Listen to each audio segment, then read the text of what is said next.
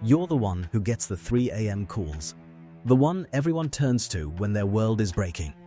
Your phone is full of unread messages you sent checking in, and almost none asking how you are. You say I'm fine, so automatically you don't even hear yourself anymore. And here's the part that hurts most. You've started to believe that being needed is the closest you'll ever get to being loved. That you're the strong one, so you don't get to need people. That if you ever stopped holding everyone else together, you'd find out there's nothing left holding you. But what if that strength isn't strength at all? What if it's a survival pattern you learned so young you can't remember a time before it? A role that's been quietly erasing you, one crisis at a time.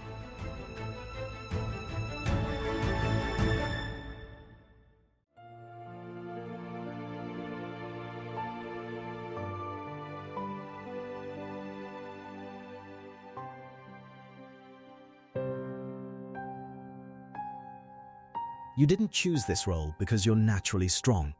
You learnt it because someone needed you to be, long before you were ready. And no one ever told you that you could stop. Maybe you were the oldest kid in a house that was falling apart.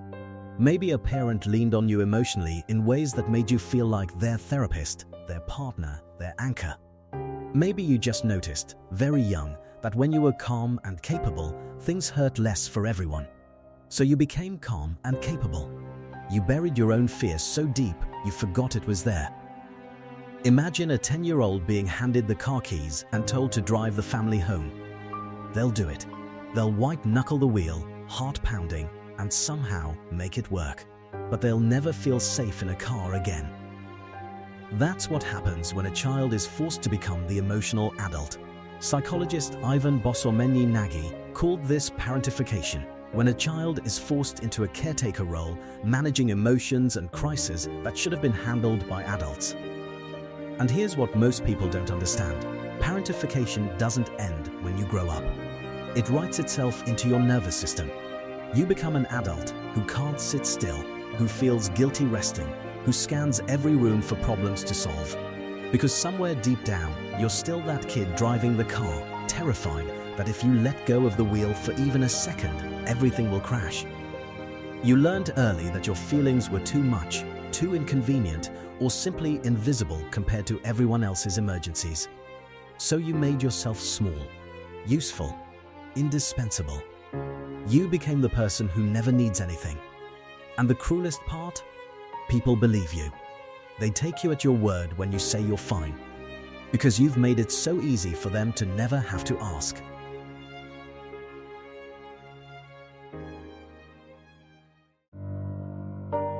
Here's what that pattern costs you now.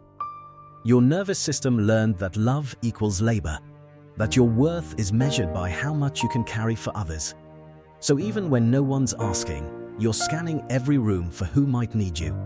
You can't relax because your brain is convinced that the moment you stop performing strength, you'll be abandoned.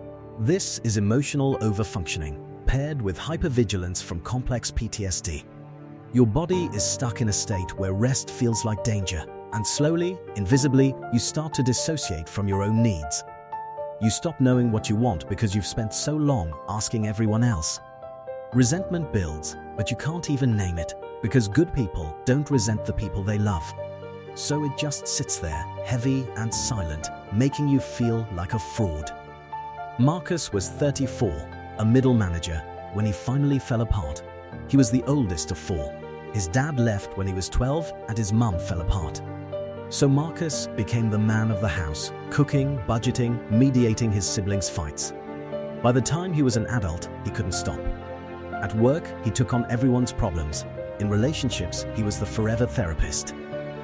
He never asked for help because he genuinely believed he wasn't allowed to need it. He sacrificed his own emotional life.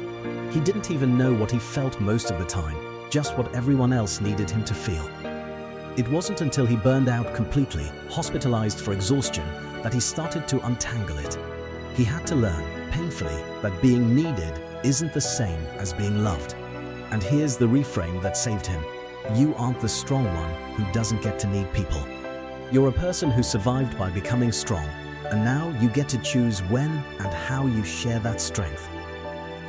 Strength assigned is a cage, Strength chosen is freedom.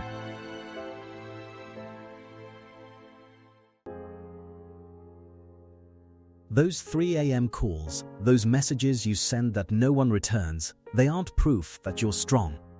They're proof that you learned to survive by disappearing.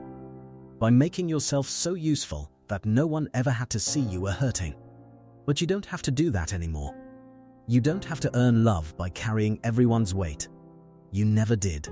The people who love you for real, they want to know you, not just need you.